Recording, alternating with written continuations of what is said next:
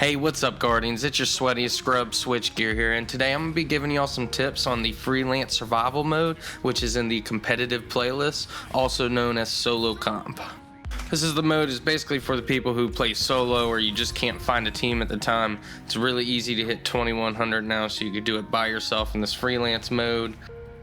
But alright, enough about talking about the mode. Let's talk about how to get better at the mode.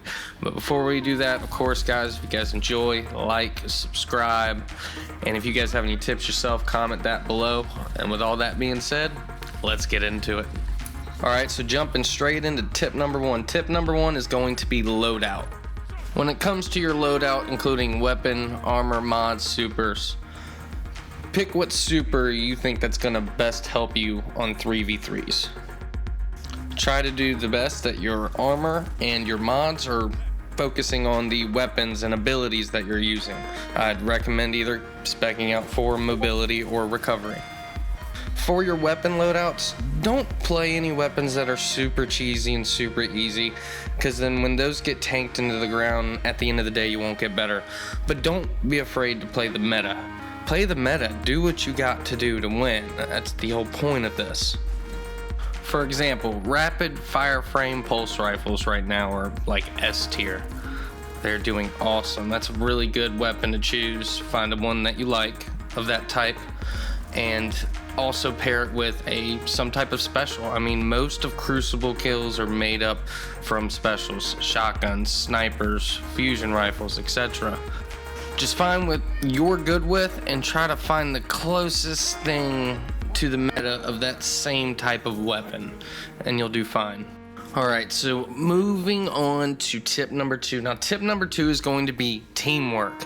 Now, there is still teamwork here, and what I would say is follow, don't lead, because you don't know what your blueberries are going to do. They might just run off and do something stupid, and you got to expect that. So if anything, go with them. And a lot of times when you do that, the other teammate that's on your team will also follow you guys, because a lot of people are going to want to move as a group and try to get something done. And sometimes this has happened to me a couple times to where we spawn in and everyone's looking at each other, and then I just went and then they followed me. I mean, just try to stick as a group. And those were honestly some of the best matches that I ever played in solo comp. And try to team shoot with your teammate. If you're shooting somebody together, y'all are gonna kill them faster. Who cares if it takes your kill? Technically, it still pops up on the scoreboard, so you still look like a super sweat. You're undercover, you see your teammate getting shot at, he's hurting, he goes in cover, you hop out, and you finish that person off he was fighting. They're probably just a couple shots away. Just, think about little stuff like that is like teamwork without communicating. And think of it as in you're not working together, you're working with your other two teammates. Alright, so moving on to tip number three. Tip number three is going to be about the map, enemy spawns, and your spawns. So first, let's talk about the map. The map is going to be super quick. This is just something you kind of want to play the maps, quite often before you really go into comp. Go play some regular quick play. Get used to how the map is. Get used to somewhat of what their spawns, where the spawns are. And I know it goes for saying with almost every first-person shooter type of game, it's the map, knowing the map. Knowing the map is key, though. So, alright, we're going to move on to enemy spawns. Enemy spawns, that's kind of the same thing with knowing the map. Knowing when you're running down one side of the map and you do a squad wipe with your team on one side, know that they're going to spawn at your initial spawn or where they're going to come at, so you have a plan of action afterwards. So nobody decides to sneak up behind you because you weren't paying attention. Alright, so for your spawns, or your teammate spawns, basically what that means is reset. You need to know when to reset. So let's say you're all three out, y'all are fighting, both of your teammates die. Then it's like a 1v3 or 1v2. Don't try to fight that 1v3 or 1v2. Go back and fall back with your team. Find out where they're spawning. They'll pop up on the map and meet back up with them.